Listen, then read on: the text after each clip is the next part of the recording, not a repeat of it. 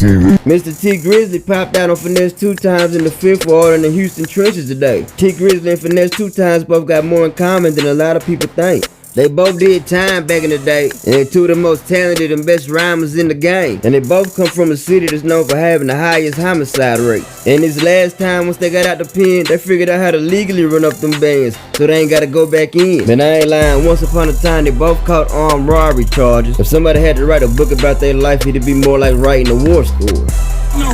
Say, mate, you got these niggas in the trenches, mate. In the trenches, mate, in the heart of the wars, you know what I'm saying?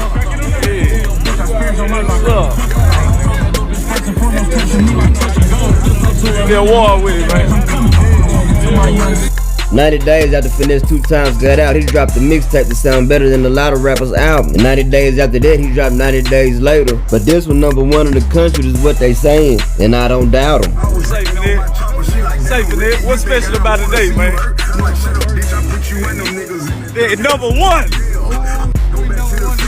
#1 in the country, you see what I'm saying?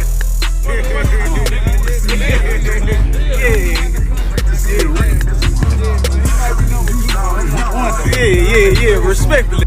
Yeah. Trap TV.